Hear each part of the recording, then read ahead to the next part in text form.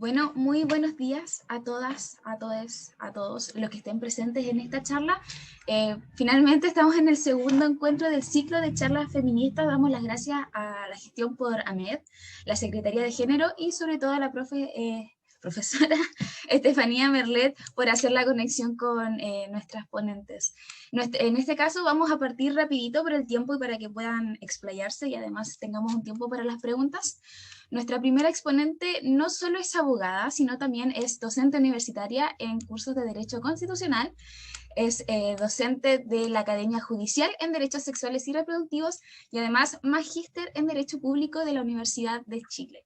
Damos el paso entonces para Alejandra Pérez Ceballos con su ponencia Parámetros internacionales en la protección y garantía de los derechos de las mujeres, niñas y adolescentes. Muchas gracias, Scarlett. ¿Me escuchan bien? La pregunta de rigor, ¿se escucha bien? ¿Sí? Perfecto.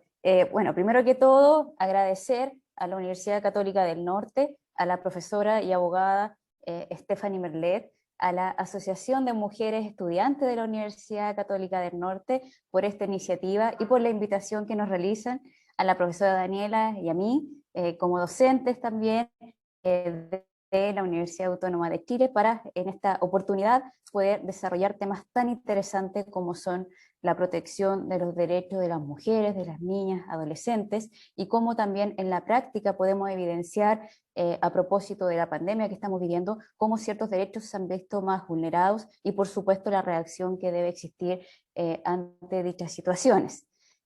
Antes de comenzar y de compartir pantalla, quería comentarles por supuesto que obviamente partimos de la base de que tanto derechos de todos y todas, cada una de nosotros y nosotras, tienen que ser respetados y resguardados dentro de un Estado como el nuestro, el cual se autodenomina como un Estado de derecho, democrático, pluralista.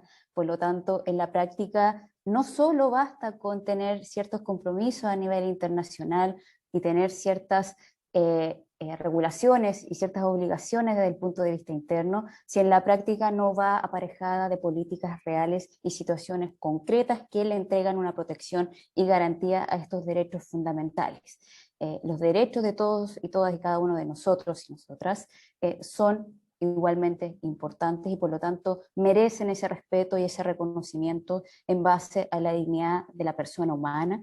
Y por supuesto también debemos aprender a convivir con los derechos de otras personas, no solo exigir para sí el reconocimiento y la protección de nuestros derechos, sino que también estar muy conscientes de las situaciones diversas con las personas con las que convivimos en sociedad. Y sin duda en el proceso que actualmente estamos viviendo, en el cual este y otros tantos derechos fundamentales muy importantes van a ser discutidos sin duda en la mesa del proceso convencional constituyente que estamos viviendo actualmente, sin duda es importante la manera en la cual se van a recepcionar estos temas y sin duda plasmar en un texto propuesta de una nueva Carta Fundamental.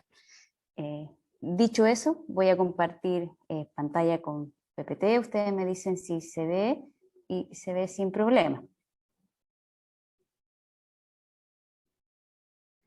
¿Se ve ahí? Sí, sí se ve. Perfecto, muchas gracias. Efectivamente, el tema del día de hoy es a propósito de los parámetros internacionales en la protección y garantía de los derechos de las mujeres, niñas y adolescentes, teniendo presente este enfoque de género por las características que voy a pasar a explicar a continuación. Por supuesto que, por regla general, se prohíbe y se debe prohibir en los estados todo acto de violencia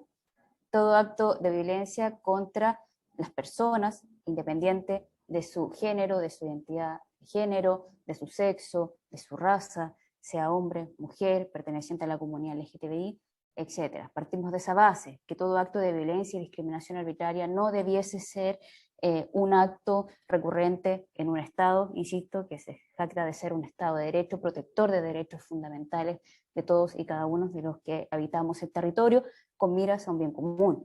Y en ese sentido, el enfoque principal que se le da a esta ponencia es con relación a las mujeres, niñas y adolescentes, en un sentido amplio, mujeres adultas mayores, niñas, adolescentes, mujeres indígenas, mujeres migrantes, mujeres pertenecientes a una comunidad LGTBI, mujeres con una identidad de género y una orientación sexual determinada, mujeres privadas de libertad, mujeres en etapa de maternidad, etc.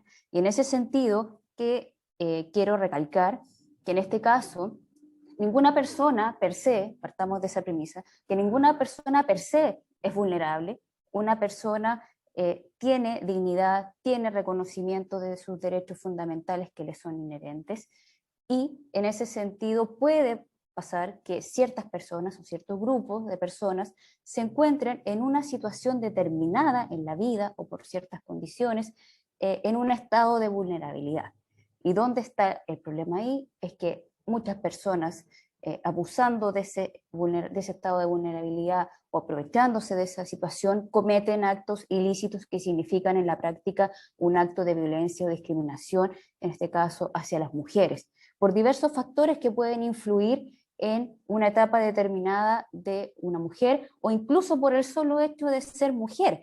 Consideran que por ser mujer solamente deben cometer cierto acto represivo contra sus derechos esenciales, principalmente con un acto violento y discriminador desde el punto de vista arbitrario e injustificado. Y es en ese sentido que obviamente tenemos que aquí recordar que nuestro Estado, nuestro país, tiene ciertos compromisos internacionales que voluntariamente suscribe y ratifica a través de la firma y después posterior incorporación en nuestro derecho interno de diversos tratados internacionales, lo cual no solo se suscriben y no solo se ratifican para efectos de cumplir con una mera formalidad, sino que por supuesto que en la práctica eso significa darle un contenido a dicho texto, darle concreción a las medidas y obligaciones que los tratados internacionales señalan. Y obviamente en materia de protección de derechos fundamentales universalmente reconocidos, por supuesto que se encuentran el Pacto Internacional de Derechos Civiles y Políticos, la Declaración Universal de Derechos Humanos, el Pacto Internacional de Derechos Económicos, Sociales y Políticos, y en materia de, también propia de la protección de las mujeres, está la Convención para la Eliminación de toda discriminación contra la mujer, también conocido como Convención CEDAW, y su protocolo facultativo, y ahí lo dejé destacado, voy a explicar luego por qué. La Convención, por supuesto, de los Derechos del Niño, Niña y Adolescente, y sus protocolos facultativos, la Convención Americana de Derechos Humanos o Pacto San José de Costa Rica a nivel regional, así como también la Convención Interamericana para prevenir y sancionar y erradicar la violencia contra la mujer, conocida también como Convención Belém-do que lleva el nombre del Estado brasileño en el cual se suscribió el año 1994. Y estos son los tratados internacionales en términos generales que nuestro país ha suscrito y que se encuentran vigentes, no podemos olvidar aquello, y que por lo tanto son parte de nuestro ordenamiento jurídico y que también, tal como lo señalaba, no solo se establece un catálogo de derechos, sino que también obligaciones para los estados parte. Y destaco el protocolo facultativo porque si bien la convención entra en vigencia el año 81, nuestro país firma la convención el año 80, la ratifica el año 89, el protocolo facultativo que es del año 99, que le entrega, tal como señala ahí, la facultad al comité de la CEDAW para conocer de ciertas denuncias, para investigar denuncias sobre hechos que signifiquen una discriminación o violencia contra la mujer, poder investigar esos temas y también pronunciarse respecto y dar una opinión respecto de los hechos de los cuales está conociendo. Todas esas facultades que le entrega este protocolo facultativo al comité de la CEDAW, que es del año 1999, que Chile firma ese año, pero recién este año, en mayo del 2021, es publicado en el Diario Oficial y por lo tanto a partir de esa fecha tiene recién vigencia para nuestro país, lo cual sin duda nos llama la atención el largo plazo en el cual demoró la tramitación interna y posterior, es decir, la aprobación del Senado y posterior ratificación y publicación en el Diario Oficial de dicho protocolo, lo cual sin duda en la práctica a partir de ahora va a ser una herramienta fundamental, sobre todo para mujeres que consideren ser víctimas de una situación que atente contra este derecho universalmente reconocido, y por supuesto también plantearlo ante este comité para que investigue y también pronuncie su opinión al respecto, si el Estado chileno está o no cumpliendo con esos compromisos internacionales. Voluntariamente el Estado decide entregarle esa facultad al comité, por lo tanto tiene que someterse también a sus opiniones en ese sentido, que son opiniones referenciales en materia de eliminación de toda discriminación contra la mujer. Partimos de la premisa de la prohibición de todo acto de violencia por razón de género, tal como lo dijimos al comienzo, que esa motivación para cometer un acto ilícito sea el género de la persona o la orientación sexual o la identidad de género, y en ese caso, por supuesto, que tiene un reproche mayor cuando esa violencia es contra las mujeres, por las circunstancias que nosotros ya comentamos, que por diversas situaciones se puede encontrar en un estado de vulnerabilidad, y obviamente es un reproche mayor aprovecharse de dicha situación para cometer un acto ilícito.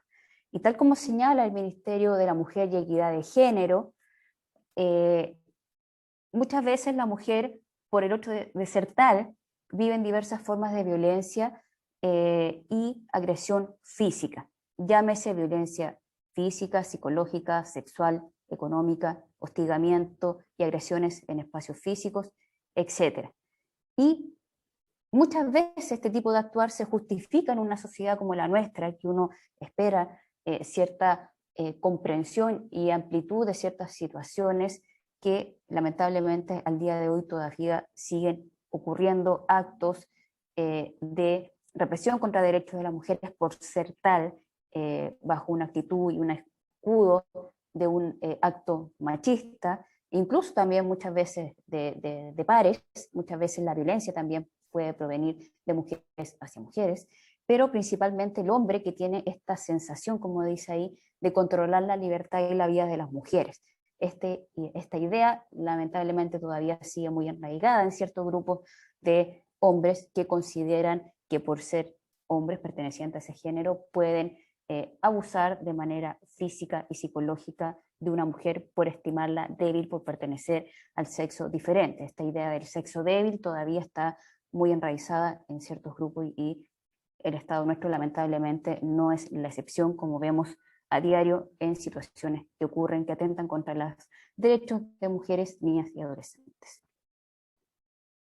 En este sentido, un poco reafirmar lo que señala la Convención, de la cual nosotros somos parte, y por lo tanto su articulado y su cuerpo normativo es vinculante para el Estado chileno, tiene obligación de cumplir los preceptos de dicha Convención. De lo contrario, por supuesto, como toda infracción de norma, el Estado asume y puede incurrir en una causal, en este caso de infracción de un derecho, y ser demandado en sede internacional.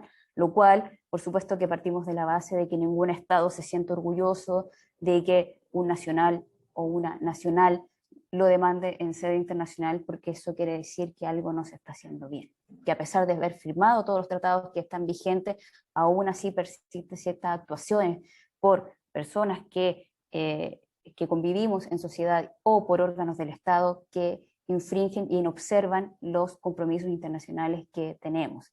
Y en este sentido, la Convención, ¿qué nos dice? Define que debe entenderse por violencia contra la mujer, y señala que es cualquier acción o conducta basada en su género, motivado por aquello, por el hecho de ser mujer, que cause daño o sufrimiento físico, sexual o psicológico a la mujer, tanto en su ámbito público como privado. Y nos explica ciertos escenarios en los cuales esta violencia contra la mujer, que incluye violencia física, sexual y psicológica, puede darse dentro de la familia, en una unidad doméstica. Muchas veces la violencia y la discriminación viene del propio círculo familiar, del círculo laboral, del círculo académico, del círculo de amistades, o que tenga lugar también en la comunidad toda. Es decir, todos nosotros estamos obligados a observar el reconocimiento y el respeto de los derechos fundamentales de los otros. Y por supuesto también cuando tengan ocasión a propósito de ciertos organismos del Estado o agentes del Estado que incumplan dichas obligaciones. En este punto, La profesora Daniela, en la segunda parte, va a entrar en más detalle respecto de cómo estos temas en la práctica relacionados con la violencia contra la mujer, contra las niñas, adolescentes, cómo se ha evidenciado y cómo también se ha desarrollado incluso en periodo de pandemia con los factores propios, cómo ciertas circunstancias se han agravado a propósito de los confinamientos y las cuarentenas, y cómo esto se ha desarrollado en el último año.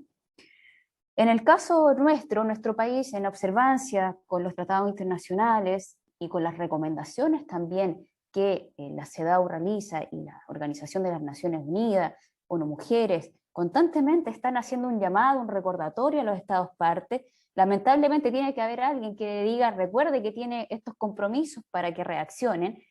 Es que recién en el año 2020, a propósito de, ustedes saben, de la figura del femicidio que se encuentra tipificada en nuestro Código Penal, con la ley 21.212, también conocida como ley Gabriela, es que se potencia y se promueve la prohibición de todo acto de violencia, sobre todo en el caso en que eso signifique la muerte de una mujer por razón de género. Anterior a esta ley, sabemos que se modificó el Código Penal con la figura del femicidio, pero era una modificación meramente nominal, en el cual, a propósito del parricidio, incorpora la frase de que cuando la víctima sea mujer, se cometerá el delito de femicidio. Pero con esta nueva figura penal viene a reforzar el resguardo hacia la mujer contra todos aquellos actos que en razón de género atenten contra su vida, contra su integridad física y su integridad psíquica. Y amplía también la figura no solo a personas que actualmente conviven, no solo a parejas o a vínculo matrimonial, sino que también lo amplía a situaciones de exparejas, ¿okay? Porque siempre el foco está en que la motivación es el género femenino, el género de la mujer, o quien detenta o se siente autopercibida por dicha situación. Y en ese caso, por supuesto que esto, insisto, va a conteste a las obligaciones internacionales que el Estado tiene, pero obviamente también se le hace un llamado en que, si bien se valora el esfuerzo, por supuesto que también las figuras se pueden ampliar y proteger aún más. Y aquí, por supuesto, recordamos que dicha ley lleva el nombre de Gabriela Alcaíno, lamentable víctima de homicidio por parte de su expareja, que lamentablemente tienen que ocurrir estas situaciones muchas veces para que la legislación reaccione. La convención es del año 94. La Organización de las Naciones Unidas en los años 90 también refuerza estos temas. Y una ley que realmente tipifica el delito de femicidio con todas sus características en nuestro país recién sale el año 2020. Y tal como lo comentará la profesora, ahí un poco adelantando la cifra, según el Ministerio de la Mujer y Equidad de Género, al 26 de julio de este año, un par de días, se registran 19 femicidios consumados y 88 femicidios frustrados, lo cual sin duda las cifras, aunque sea una, siempre por supuesto que es lamentable y siempre dichas situaciones hay que reforzarla para evitar que ocurran. Y un poco ahí el contexto de qué nos dice esta norma que modifica el Código Penal, la ley Gabriela, reforzando que el hombre que matare a una mujer en razón de su género será sancionado con la pena de presidio mayor en su grado máximo a presidio perpetuo, le entrega las penas más altas que tiene nuestro Código Penal. Y se considera que existe razón de género cuando la muerte produzca en alguna de las siguientes circunstancias. Por ejemplo, negativa para establecer una relación de carácter sentimental o sexual, que se ejerza, la mujer sea víctima o ejerza la prostitución y, por lo tanto, de parte del hombre exista un abuso de dicha situación o un aprovechamiento de dicha situación, contra víctimas de cualquier violencia sexual, haber cometido en razón de su orientación sexual, de su identidad de género o expresión de género. O sea, la mujer, por todos esos derechos sexuales y reproductivos que le son propios, también puede ser víctima en razón de aquello. O haber cometido cualquier tipo de situación en la que se den las circunstancias manifiestas de subordinación por la relación desigual de poder entre el agresor y la víctima. Ese abuso de poder, ese abuso de las circunstancias de que una persona puede encontrarse en vulnerabilidad, ese abuso de dicha situación también, por supuesto, que es sancionada por nuestra legislación. Y aquí yo hago énfasis reitero, el comité de la CEDAW el año 2018, es un par de años atrás solamente, le recuerda a nuestro país en tantas reuniones que los países tienen, que más allá de la camaradería, por supuesto que la idea es recalcar las obligaciones que tiene, y el comité de la CEDAW, si bien valora el esfuerzo que ha hecho nuestro Estado en el reconocimiento y protección de la identidad de género y también la diversidad sexual, le hace un llamado de atención, y yo lo destaco porque por supuesto que también son unas alertas que también un organismo internacional le recuerda al Estado que también está muy lento en su parte legislativa, y le dice expresamente, le pide al Estado chileno el año 2018, por favor acelere la aprobación del proyecto de ley sobre derechos de las mujeres a una vida libre de violencia. Ese proyecto de ley que se ingresó el año 2016, ahí se señala bajo el boletín 11077-07, el año 2016 se ingresa, el año 2018 el comité le dice, le recuerda, hay un proyecto tramitándose y aún no pasa nada. Y dice, y vele por que la ley reconozca intersectorialidad de la violencia, y vele por la no discriminación, especialmente en lo que respecta a las mujeres migrantes, las mujeres indígenas, las mujeres con discapacidad, y las mujeres lesbianas, las mujeres bisexuales, transgéneros y personas intersexuales. Preocúpese de las mujeres en general. Y parte de esa preocupación es, por supuesto, también acelerar la tramitación de ciertos proyectos, que, insisto, no basta con ingresarlo al Congreso y que sigan su tramitación eterna o que terminen archivándose por no tener los quórums necesarios, y que cada cierto tiempo que ocurre un hecho lamentable en el cual significa la pérdida de la vida de una persona, tengan que recordarse que se está tramitando un proyecto y le den urgencia. ¿Sí? Por eso que nos llama la atención, porque el año 2018, cuando hace su observación en la CEDAW, lamentablemente ese proyecto aún sigue en tramitación y no ve la luz como ley promulgada. A pesar de los años, a pesar de las recomendaciones, en ese sentido todavía estamos al debe. Y un poco, ¿qué nos contextualiza esta ley? Esta ley que se plantea para efectos de prevenir, es una ley que potencia la prohibición de discriminación y violencia contra la mujer, como dice, de manera intersectorial, en que estamos obligados todos nosotros, en que nos recuerda que también los órganos del Estado tienen un deber para con las mujeres de nuestra sociedad.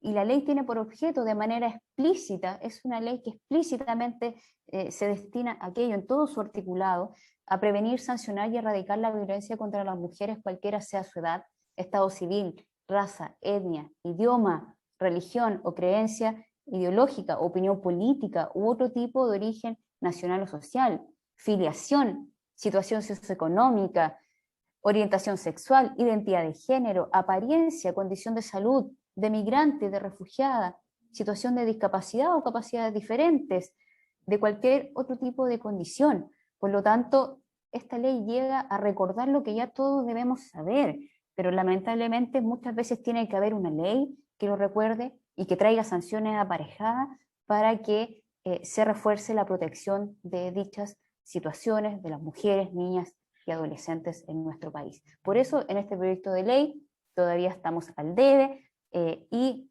tal como lo señalábamos, el comité de la CEDAW, de hecho, nuevamente le reporta los avances o no que el Estado ha tenido, le toca en marzo del año 2022, en un par de meses más. El Estado chileno tiene que rendir cuentas también y explicar cómo ha avanzado en el tema, sobre todo en periodos de pandemia. Y obviamente aquí va a salir en evidencia que dicho proyecto aún sigue en tramitación. Por otro lado, existe la prohibición de todo acto de discriminación arbitraria en razón de sexo o género, y específicamente contra la mujer cuando se encuentra en situaciones específicas y eso sea motivo para que alguien cometa un acto de discriminación arbitraria por aquello. Hago la distinción de la discriminación arbitraria, por supuesto conteste con nuestra legislación constitucional y con lo que señala nuestra jurisprudencia, porque por supuesto que una distinción válida amparada en un ejercicio de un derecho fundamental, por supuesto que en ese sentido está permitida, siempre que eso signifique una protección mayor a dicho grupo o persona, prohibiendo todo tipo de discriminación cuando ésta no tenga un fundamento lógico, razonado, cuando sea una distinción que signifique la afectación de un derecho de un grupo para beneficiar a otros, y por lo tanto eso está estrictamente prohibido, tal como lo señala nuestra Carta Fundamental, y los tratados internacionales en la materia. Recordar que la Declaración Universal de Derechos Humanos lo menciona, todos estos tratados del cual nosotros somos partes, y el Estado, por supuesto, que tiene que velar por el cumplimiento de todas sus disposiciones.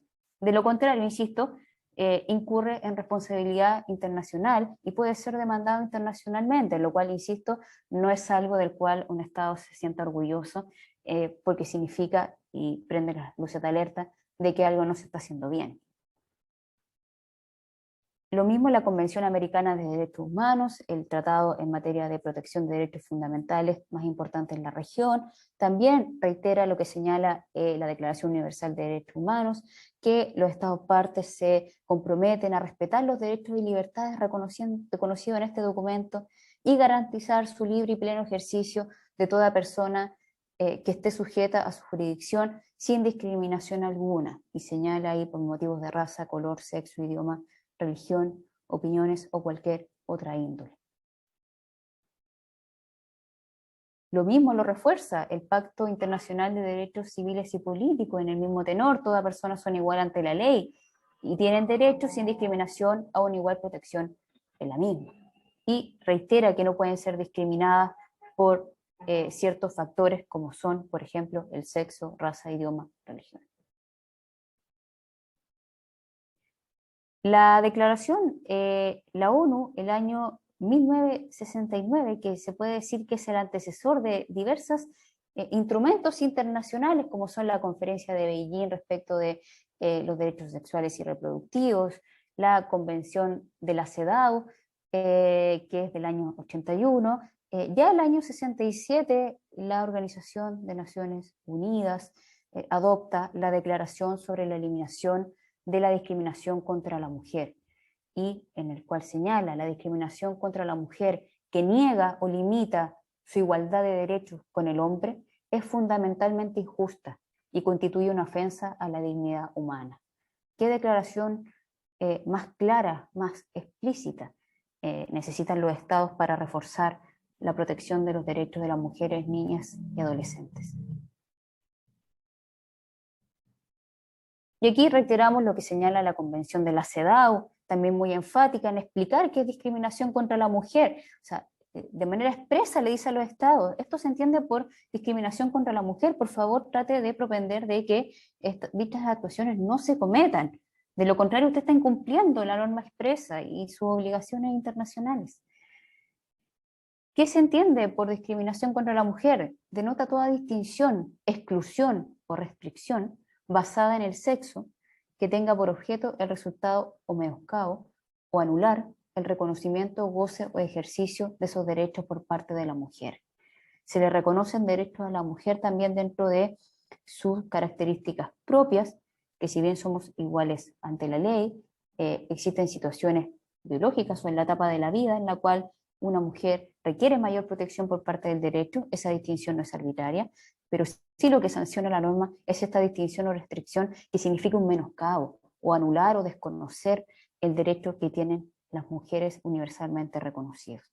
Y que no sea fundamento de aquello la esfera política, económica, social o cultural, o la situación que está viviendo un Estado en un periodo determinado como es actualmente la pandemia. La directora ejecutiva de ONU Mujeres, este año a propósito de la conmemoración del Día Internacional de la Mujer, refuerza también este llamado. Dice, mujeres en la toma de decisiones, la necesidad de cambiar el ritmo, de cambiar ciertos paradigmas, lamentablemente tiene que existir muchas veces una norma que reconozca lo obvio, lo necesario. Por lo tanto, se requiere también que los estados refuercen dichos lineamientos, que tengan el enfoque de género en las políticas públicas que tengan, y proponer aquella protección a través de las normas, que es el mecanismo para garantizar el ejercicio de los derechos fundamentales. No sacamos nada con suscribir un tratado que nos señala un catálogo de derechos si en la práctica no le damos eficacia y la garantía adecuada.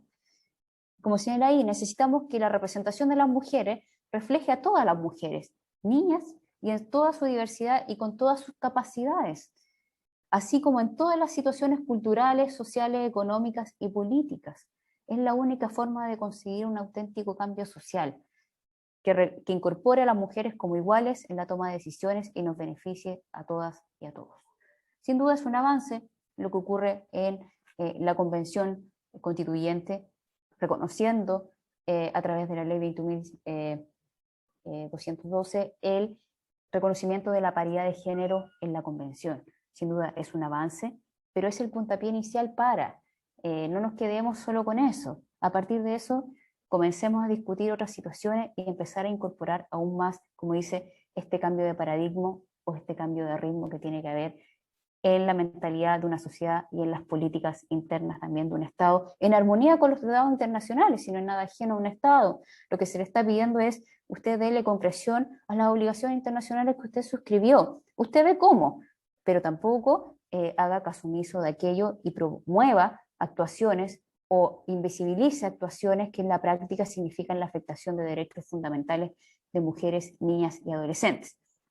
Sin duda, el caso más emblemático en la materia, que insisto, el Estado chileno sin duda no se siente para nada orgulloso, a propósito de lo ocurrido con la jueza Karen Natala, quien fue discriminada por ser mujer, con una orientación sexual determinada.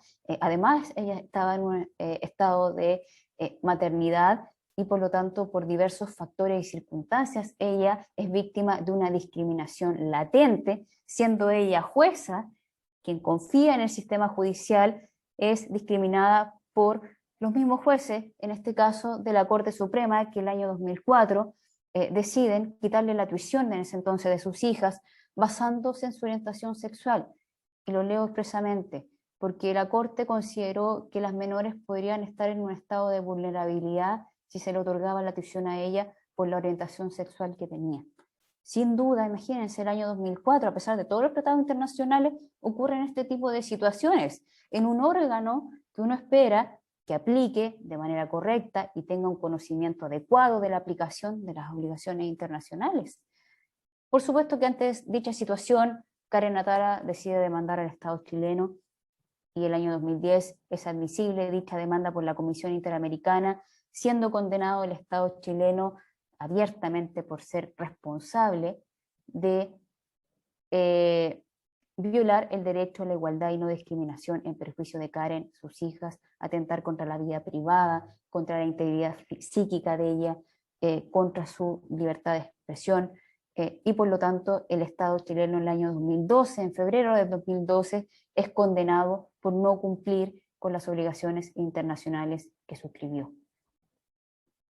Y en ese sentido ahí se destacan las medidas que en ese entonces el Estado fue condenado a brindarle a la víctima gratuitamente informe inmediata, tratamiento psicológico, tanto para ellas como para sus hijas, publicar la sentencia, hacer una especie de mea culpa de que hicimos algo mal, fuimos condenados, no nos sentimos orgullosos de aquello, pero uno espera que a propósito de este tipo de situaciones un Estado reaccione y, por supuesto, comience a unir fuerzas para proteger y que no vuelva a ocurrir esto. Por supuesto que no queremos que otras mujeres como Karen tengan que recurrir a la Corte Interamericana o al Comité de la CEDAW, ahora que tienen la facultad, para exponer su caso en situaciones de violencia o discriminación por razón de su género.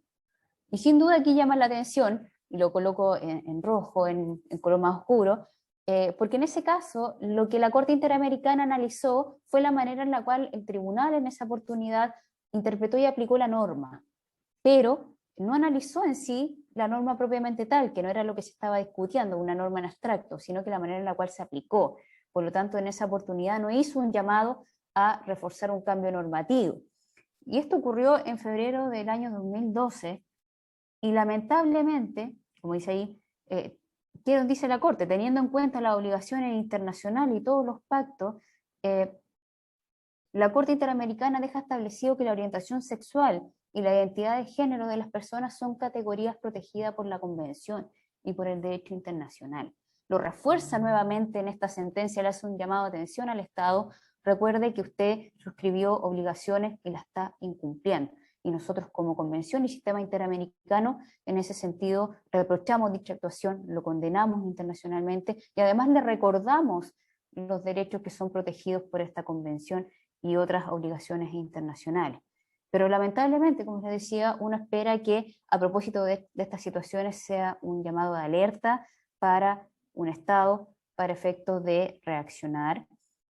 Si bien aquí se destaca en su momento lo que falló el Tribunal Constitucional el año 2008, en una causa que se conoce el año 2007, donde dice la garantía jurídica de la igualdad supone la diferenciación razonable entre quienes no se encuentren en una misma condición. Ya lo dijimos, muchas veces las mujeres requieren un refuerzo adicional, o dichos grupos o personas que se encuentran en una situación de vulnerabilidad determinada requieren un esfuerzo adicional de parte de la sociedad y de parte del Estado y de parte de la legislación. Pero, dice, pues no impide que la legislación contemple en forma distinta situaciones diferentes, por supuesto. Y ahí la legislación apoya positivamente.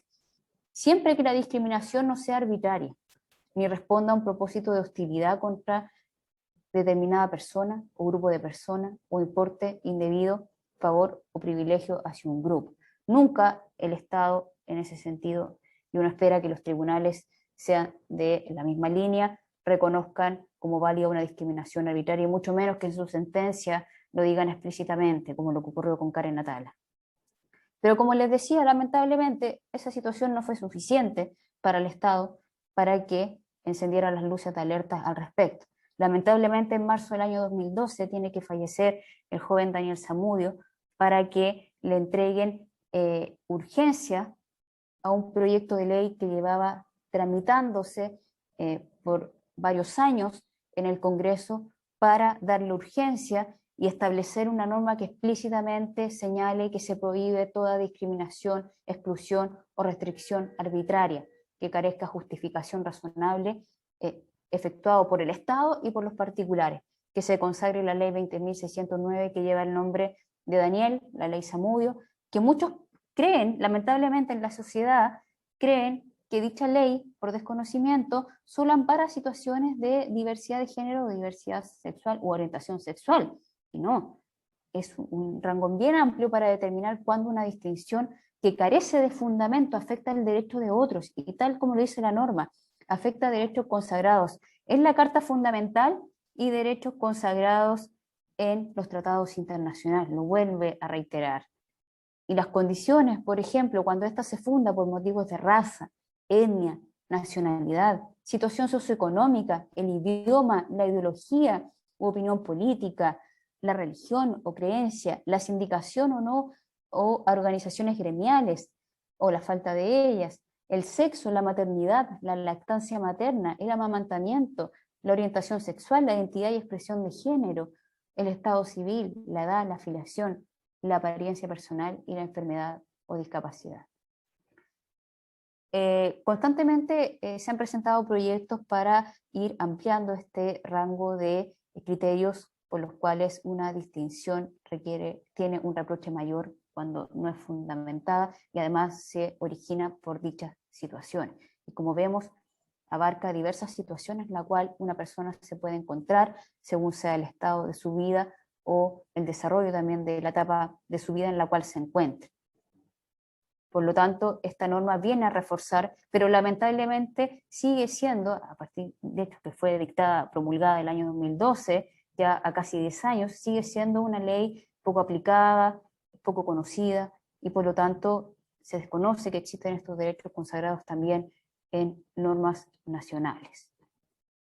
Según el reporte de la Organización de Cooperación y Desarrollo Económico, la OCDE, el año 2019, insisto, valora los esfuerzos que hacen los estados, pero no es suficiente.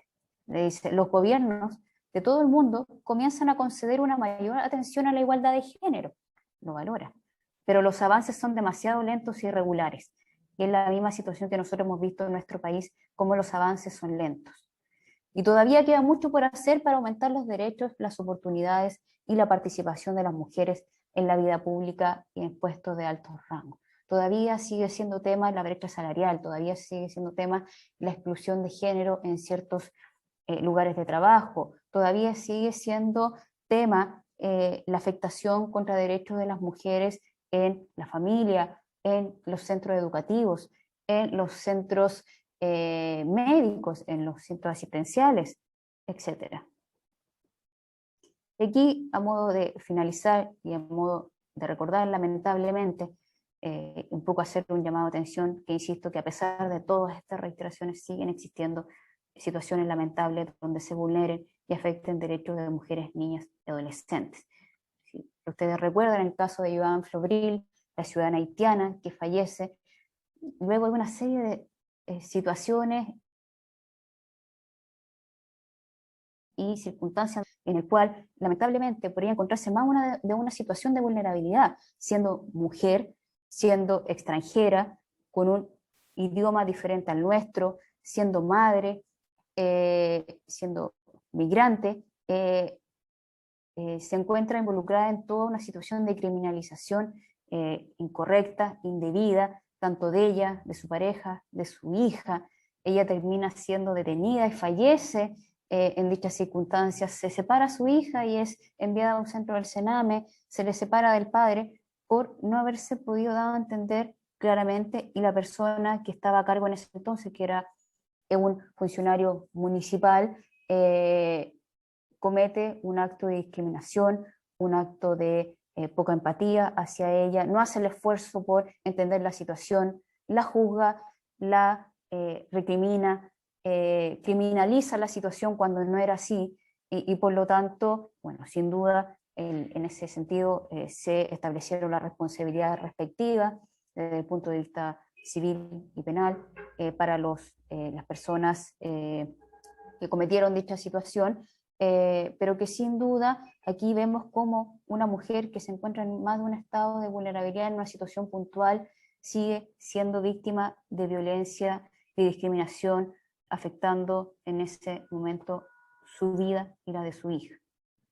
Y a modo de ejemplo también no olvidar lo ocurrido el año 2006 a propósito de la comunera mapuche, Lorenza Cayuján, que, si ustedes recuerdan, ella tuvo que dar a luz esposada a una cama, y los momentos posteriores a su parto de igual manera, con una serie también de vejámenes y vulneraciones a su proceso tan íntimo, tan propio, que es anterior al parto, durante el parto y con posterioridad a aquello. Y sin duda aquí se ve en evidencia cómo incluso se desconocen los derechos de las mujeres aún encontrándose privadas de libertad.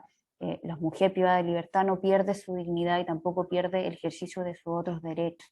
Por lo tanto, en esa situación también ahí los organismos estatales fallan y lamentablemente cometen un atentado evidente y manifiesto contra el derecho de una mujer y su hija.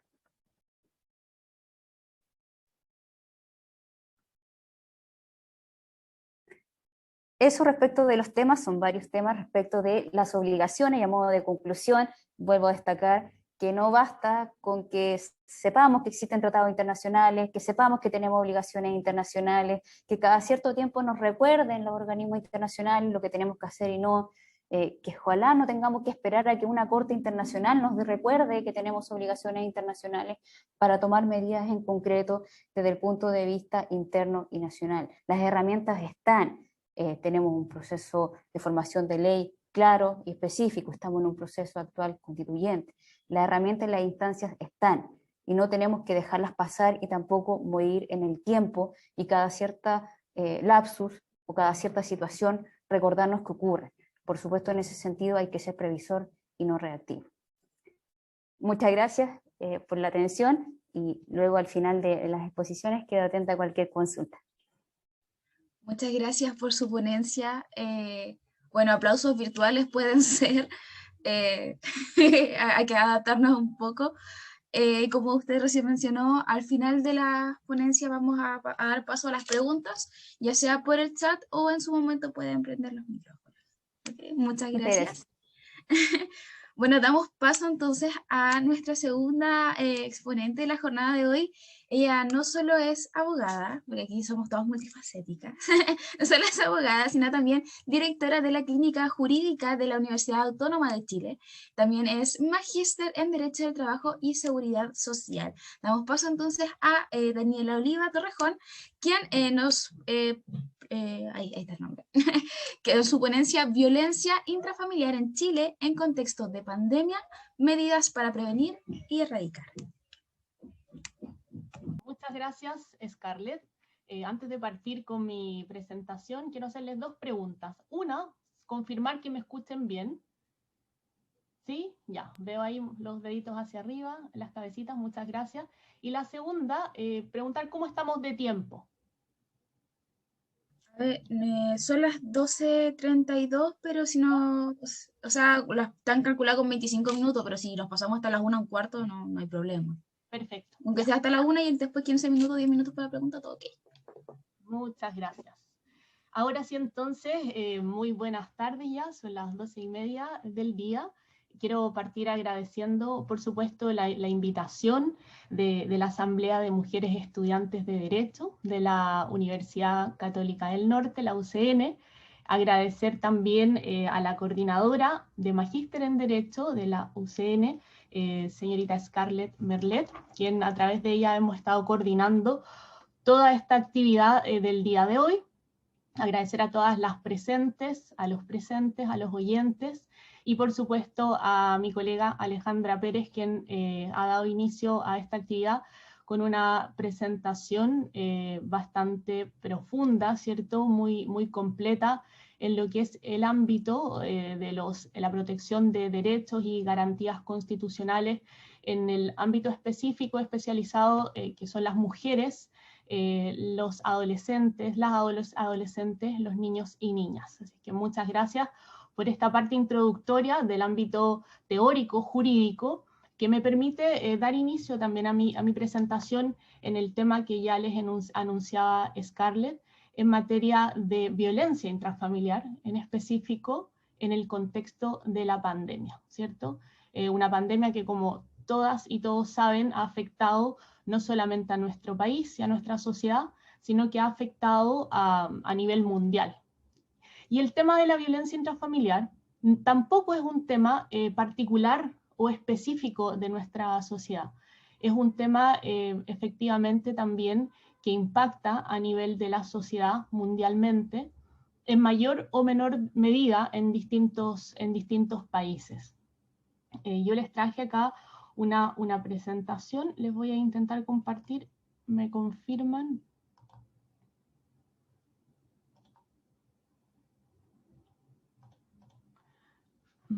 ¿Me confirman si la pueden ver? Sí, sí se ve.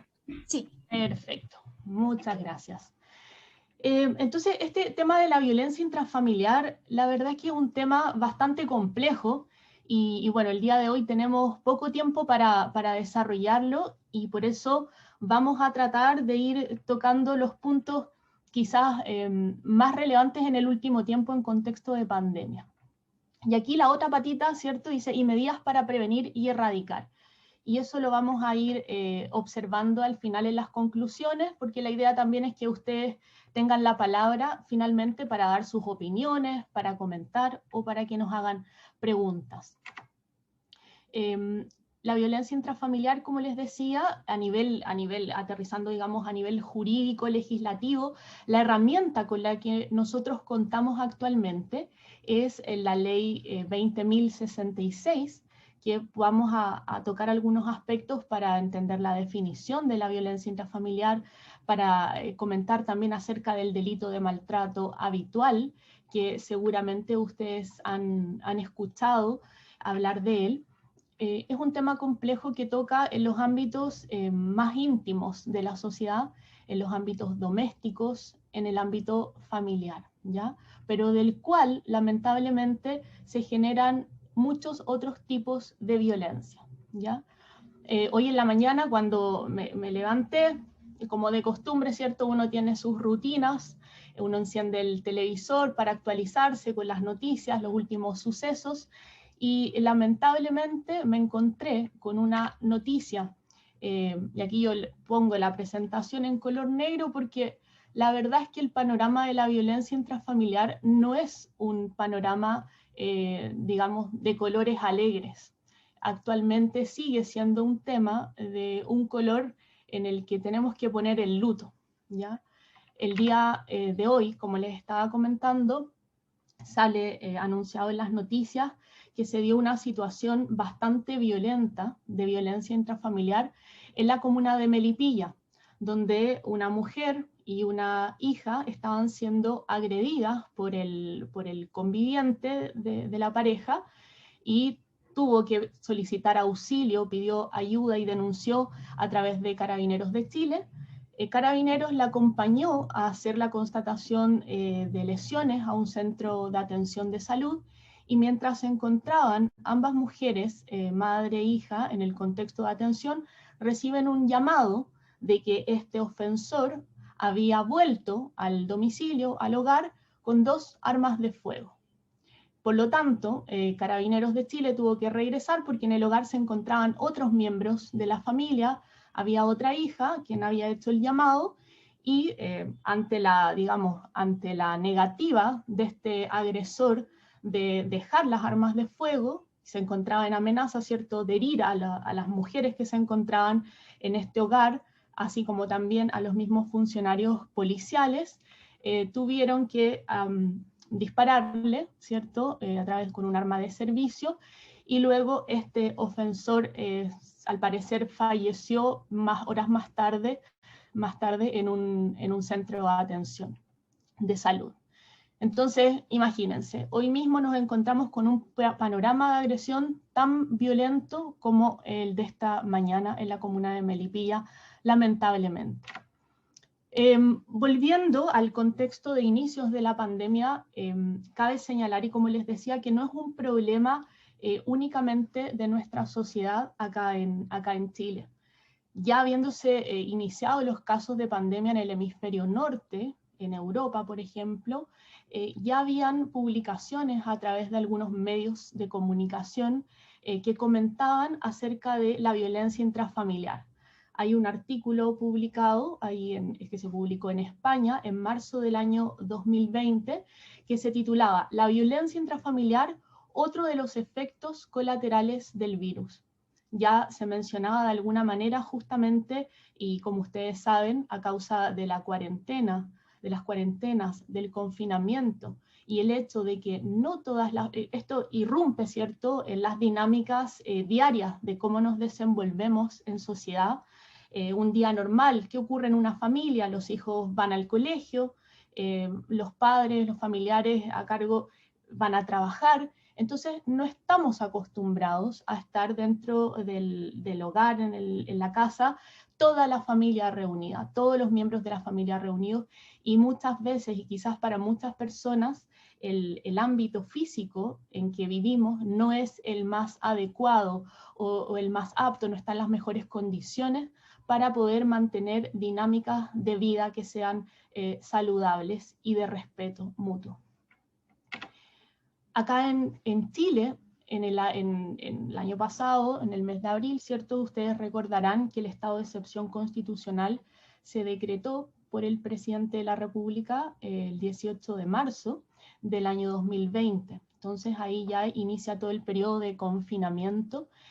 Y ya en el mes de abril aparecen titulares en los medios de comunicación de denuncias por violencia intrafamiliar, señalando que estas aumentan durante el periodo de aislamiento social. Aquí yo les copio una noticia del diario Concepción que señalaba lo siguiente: hubo un incremento de llamados al fono especialmente habilitado para ello, para las denuncias de violencia intrafamiliar. Hay un número 149 de Carabineros de Chile. Dice, la mayor cantidad de casos se registraron en Los Ángeles, Concepción y Talcahuano. Especialistas reiteraron el llamado a denunciar este tipo de situaciones. Acá tenemos otra noticia de otro medio de comunicación, también en el mes de abril, y señala una estadística, que un porcentaje, dice, casos de violencia intrafamiliar aumentan en un 68,7% en provincia de Biobío.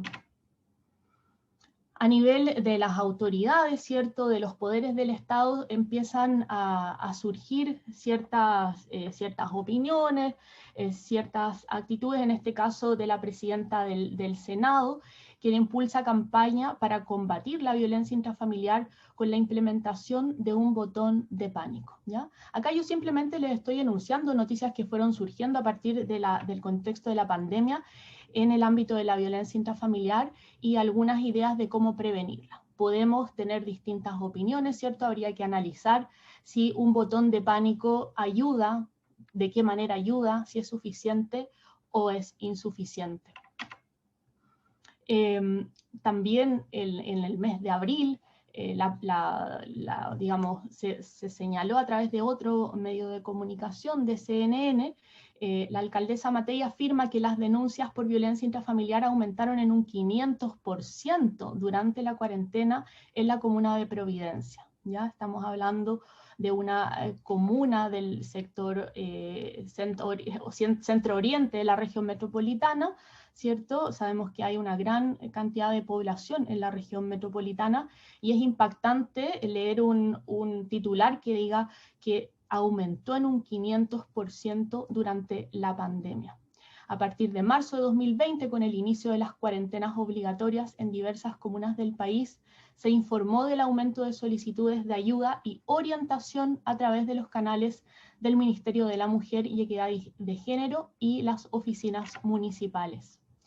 Quizás muchos de ustedes oyeron hablar acerca de la mascarilla 19, ¿cierto? Como una estrategia implementada por el Ministerio de la Mujer y Equidad de Género, para que aquellas mujeres que estaban siendo agredidas o que estaban siendo víctimas, ¿cierto?, de algún tipo de violencia pudieran concurrir al lugar donde se venden las mascarillas, por supuesto, y dar esta alerta, esta señal para pedir ayuda. Y aquí el titular, que es un artículo publicado por Ciberchile, señala: mascarilla 19, los vacíos de las políticas para enfrentar el aumento de la violencia contra la mujer en la cuarentena. Otros impactos que hubieron o reacciones de alguna forma a nivel legislativo el año pasado, también en el mes de abril surge una idea legislativa, un proyecto de ley que busca modificar el Código Penal y la Ley de Violencia Intrafamiliar para agravar la pena de los delitos que se indica cuando fueren cometidos durante la vigencia de un estado de excepción constitucional. Este proyecto, como ustedes ven actualmente, ya en gran parte del país se ha salido del estado de cuarentena y de confinamiento, y sin embargo, este proyecto de ley, si uno lo revisa actualmente, sigue en el mismo estado de trámite constitucional. Primer trámite constitucional, no ha tenido ningún avance. Quiero pasar ahora a mostrarles algunas cifras en concreto de denuncias que han ocurrido en el contexto de pandemia y también cifras que tenemos del periodo prepandemia para que podamos comparar cómo ha sido el impacto, digamos, a nivel de violencia intrafamiliar. Para ello, me apoyé con un dossier de información que está publicado por la Red Chilena contra la Violencia hacia las Mujeres. Este es público y dentro de este dossier, ¿cierto?, hay una serie de tablas elaboradas por la Red Chilena en las cuales nosotros podemos observar cifras que son importantes en esta materia. Aquí hay una tabla cuya fuente es Carabineros de Chile, donde se registra el ingreso de llamadas al número 149, Fonofamilia, entre este periodo, 1 de enero y 15 de junio del año 2020. Entonces acá las llamadas fueron desagregadas en distintos tipos de llamadas: amenazas de muerte, violencia intrafamiliar física a la mujer, violencia intrafamiliar psicológica a la mujer.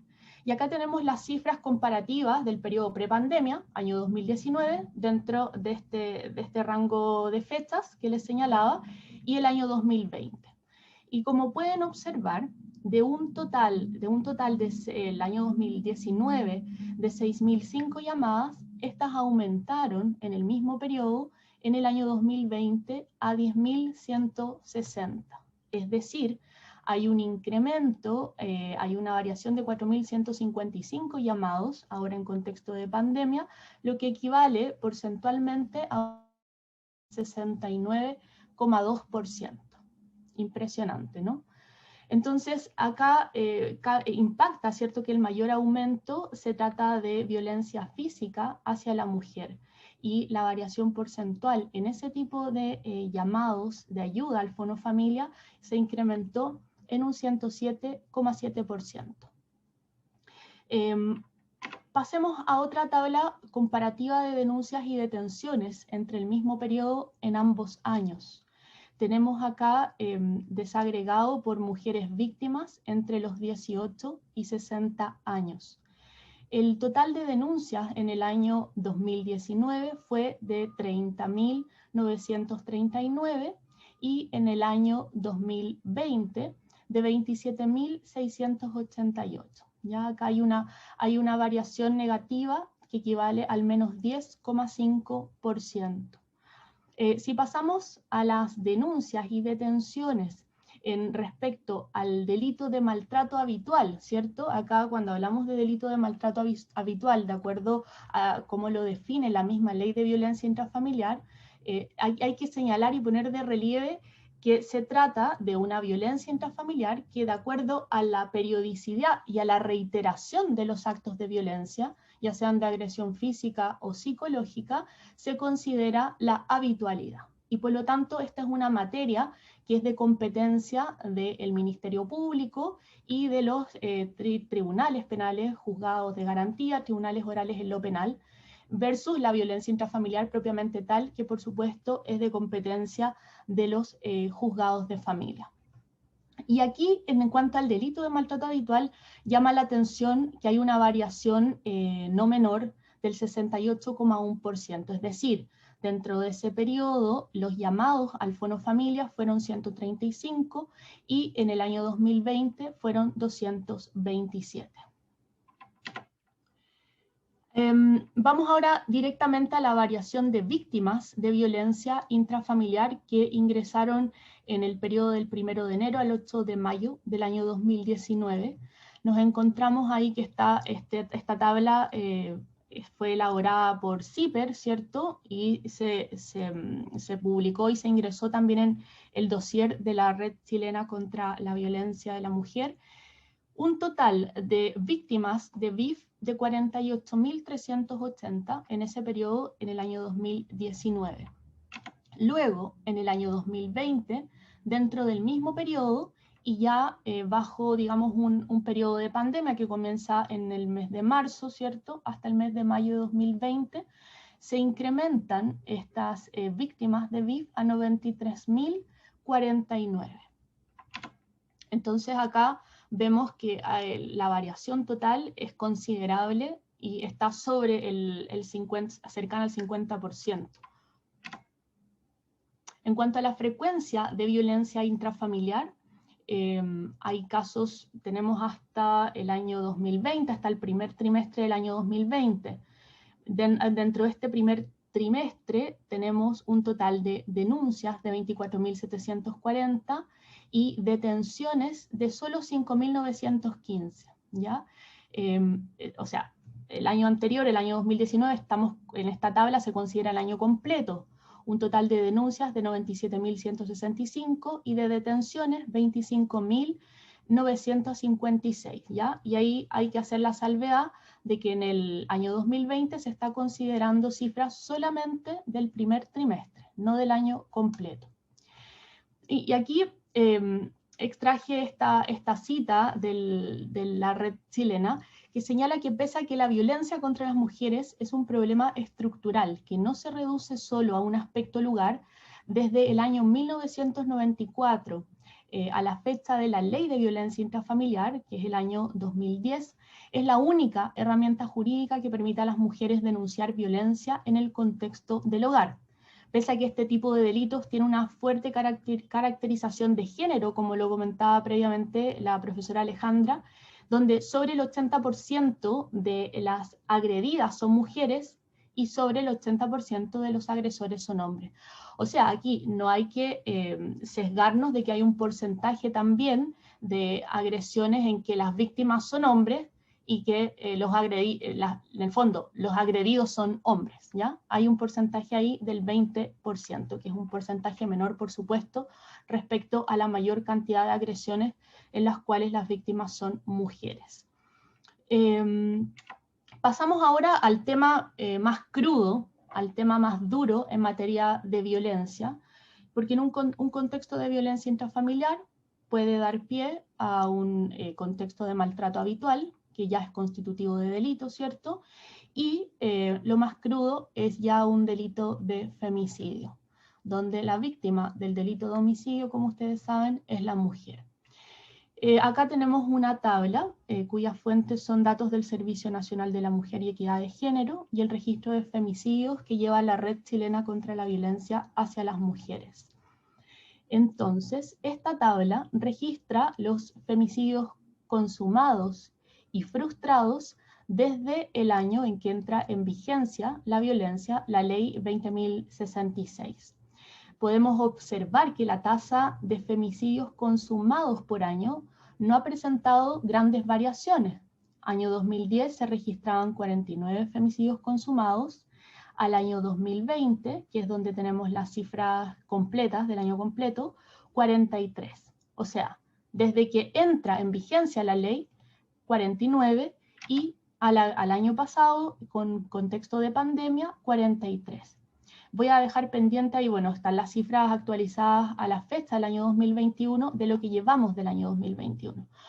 Pero lo que impacta es en materia de femicidios frustrados, donde al año 2011 se registraban 87, al año 2019, prepandemia, vemos un incremento, hay un aumento a 109, y en el año 2020 esta cifra se dispara a 151 femicidios frustrados. Siendo actualmente la cifra de 88 de lo que llevamos del año 2021. Esto la verdad es que es terrible y cabe preguntarse qué sucede a nivel país, a nivel social, de nuestra cultura, de nuestros planes y programas que provienen del Estado, del gobierno, ¿por qué no podemos cambiar estas cifras? ¿Por qué no disminuyen? Pese a que existe una ley específica, pese a que hay un ministerio quien tiene el mandato de trabajar para la prevención de estos actos de violencia, que tiene el mandato legal para prevenir, para erradicar. Aquí tenemos entonces el gráfico que está publicado en el dossier que les señalaba, donde se observa las curvas, digamos, que se han mantenido relativamente constantes, lamentablemente.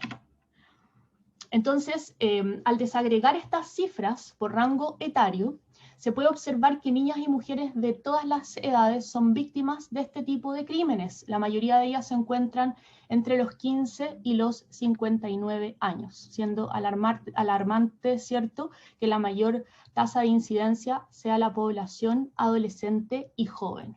Y aquí hay un llamado de alerta, porque todo este tema de la violencia intrafamiliar también se empieza a generar, por supuesto, en el ámbito del hogar y también en el caso de las mujeres y hombres en el contexto del desarrollo de sus relaciones de pareja.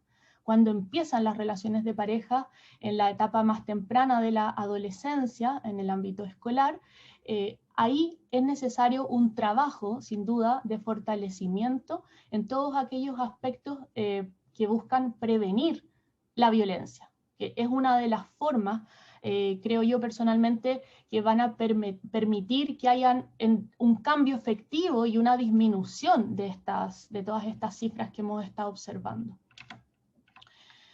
Ahora, como les comentaba, el contexto legislativo vigente, tenemos la ley 20.066, les voy a mostrar acá esta otra presentación,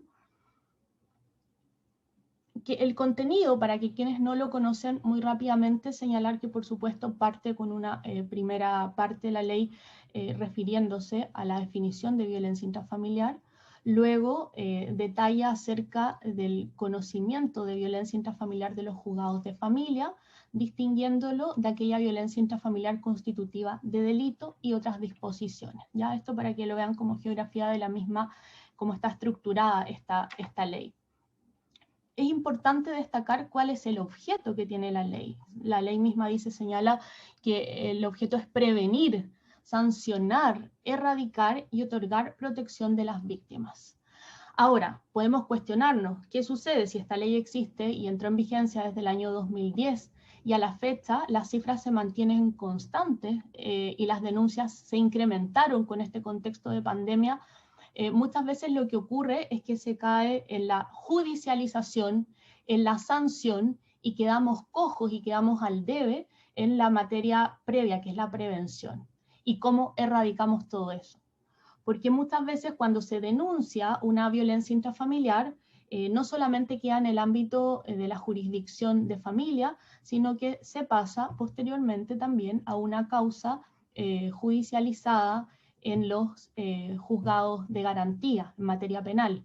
Y cuando hay menores de edad, dado que los juzgados de familia deben proteger, ¿cierto? El Estado debe proteger a los menores de edad, especialmente a los más vulnerables, también muchas veces se da inicio a causas de medidas de protección por vulneración de derechos de los menores. Entonces, acá ya se ha señalado reiteradamente también en la presentación anterior acerca de este deber del Estado de adoptar las medidas conducentes para garantizar la vida, la integridad personal y la seguridad de los miembros de la familia. Porque entendamos que es una ley también que nace dentro de un contexto en que ya se habían justamente aprobado y entrado en vigencia a través de un decreto del Ministerio de Relaciones Exteriores estas convenciones internacionales, como son la CEDAW, de la cual ya se habló, y Belém do Pará. Entonces, esta obligación surge a través también de observaciones que hace el organismo internacional al Estado de Chile, y por lo tanto es una forma de ir dando cumplimiento. En cuanto a la prevención y asistencia de la violencia intrafamiliar, la ley señala que el Estado adoptará políticas orientadas a prevenir la violencia intrafamiliar, en especial contra ciertas personas, que son las que detalla, como son la mujer, los adultos mayores y los niños, y a prestar asistencia a las víctimas. Entonces también hay que señalar otra cosa que es importante. Acá se están señalando a este grupo de personas como personas que son particularmente vulnerables, ¿cierto? Lo que no debiese ser así en la medida que se instaure y que haya un paradigma en base al respeto mutuo, al respeto recíproco, al trato digno entre todas las personas, ¿ya? Por lo tanto, toda esta normativa internacional que nos rige actualmente también tiene, como podríamos decirlo, estamos a la espera de que en algún momento se extinga. Es como, me voy a destruir dentro de tanto tiempo, o espero autodestruirme dentro de tanto tiempo, porque la idea es que no permanezca, que no sea necesaria y que llegue un día en que efectivamente no nos encontremos con estas situaciones de violencia y de vulnerabilidad hacia ciertas personas. Ahí la ley entonces detalla específicamente cuáles son las medidas que el Estado debe implementar, desarrollar planes de capacitación, incorporar planes y programas de estudio, o sea, estamos hablando también en el ámbito educativo, desarrollar políticas y programas de seguridad pública para prevenir y erradicar. Pero nuevamente, ¿qué ha sucedido con todos estos planes y programas y capacitaciones que las cifras se mantienen a través del tiempo? El ministerio responsable, como ustedes saben, es el Ministerio de la Mujer y Equidad de Género, a quien le corresponde proponer al presidente de la República las políticas públicas para el cumplimiento de los objetivos de esta ley. Y bueno, están públicamente ahí en la página web de este ministerio los informes anuales en los cuales las cuentas anuales se especifican todos estos planes y programas que se han integrado, revisando el informe anual del año 2000, vamos acá, si nos vamos al informe, por ejemplo, la cuenta pública del informe final del año 2019, encontramos materias que están vinculadas al ámbito de la violencia intrafamiliar. Se da cuenta de que hay programas de atención, prevención y reparación integral, efectivamente, hay centros de la mujer, hay casas de acogida, pero nuevamente, ¿de qué manera todos estos programas están impactando en concreto para prevenir y erradicar? También el mismo ministerio promueve, ¿cierto?, un fono de orientación de violencia, que es el número 1555, es un servicio de atención telefónica y telemática de asistencia remota. Hay un WhatsApp también de atención silencioso, confidencial y que está disponible 24/7, al cual seguramente han recurrido muchas personas víctimas de violencia intrafamiliar, y como ya sabemos, el 80% estadísticamente son mujeres. Durante este año se ha difundido esta publicidad, ¿cierto?, de esta política de dispositivos de emergencia para mujeres que viven o han vivido violencia. Son dispositivos gratuitos. ¿Cómo funcionan? Alertan a 3 contactos, permiten escuchar y grabar lo que está sucediendo. Acá también el Ministerio de la Mujer y Equidad de Género, a través de la Fundación Prodemu, da cuenta de la existencia de 111 centros de la mujer de Arica Magallanes, 9 centros de reparación integral se espera que existan a fines de este año 2021 y 43 casas de acogida. Actualmente, si uno ingresa a la página web del Servicio Nacional de la Mujer, se va a encontrar con esta referencia a la prevención de la violencia intrafamiliar y también estas guías didácticas que son de World Vision, donde se promueve, ¿cierto?, la igualdad de género y una vida libre de violencia para los adolescentes en periodo de cuarentena. Están ahí disponibles, se pueden descargar, como también una guía sobre masculinidades y prevención de violencia de género. Bueno, esto ya lo habíamos observado. Voy a ir finalmente acá a algunas observaciones. Bueno, ya hablamos del contexto legislativo vigente. También tener presente que hay muchos casos donde las víctimas son personas adultas mayores, ¿cierto? O personas con discapacidad. Y ahí la ley establece que debe brindar una especial protección. Cuando se han hecho denuncias, por ejemplo, de violencia intrafamiliar, ahí los juzgados de familia, aunque se trate de una causa que tenga más bien características de un delito de maltrato habitual, un posible delito de maltrato habitual, igualmente decretan medidas cautelares, dado el riesgo que eso significa, y medidas cautelares que pueden significar inmediatamente ordenar al presunto ofensor el abandono del hogar común, permitiéndole simplemente el retiro de especies personales, o también, por ejemplo, que se le prohíba al presunto agresor acercarse a la víctima o a las víctimas a más de 50 metros de distancia, ya sea de su domicilio o de cualquier lugar en que se encuentre, o de cualquier lugar que la víctima frecuente con normalidad, como puede ser su lugar de trabajo, un gimnasio, por ejemplo. Y hay otra serie de medidas que algunas tienen que ver con la asistencia de ese agresor a tratamientos, a terapias, asistir a ciertos programas de prevención. Y entonces ahí son medidas que no van tanto con la prevención, por supuesto que previenen un riesgo inminente, dado el caso concreto, pero ya hay un daño que está hecho, ¿ya? Lo que previenen es un riesgo mayor.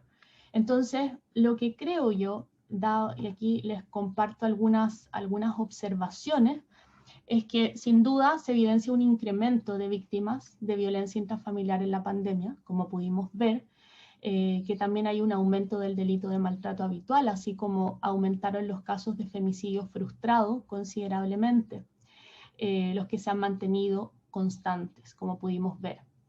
Me merece un cuestionamiento acerca de la suficiencia del Fono Familia y el Fono de Orientación en Violencia.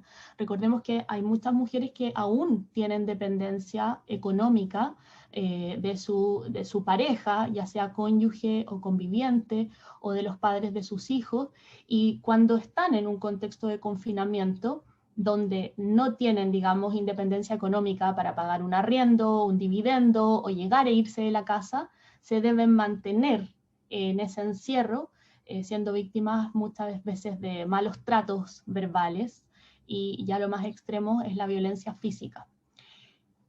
Observo también que hay un círculo de violencia y judicialización, como les comentaba, cuando se inicia una denuncia por violencia intrafamiliar ante cualquier institución como Carabineros de Chile, Policía de Investigaciones, los tribunales, muchas veces hay menores de edad y van aparejados de una causa de medidas de protección, y muchas veces, si esto es reiterado, se dan círculos de violencia intrafamiliar en los cuales un año o en un periodo denuncia un conviviente o el padre de un hijo, y al periodo siguiente, dentro del mismo año, al año siguiente, es el otro. Y así se llevan como en una especie de pimponeo de denuncias, teniendo causas permanentemente históricas en el sistema judicial.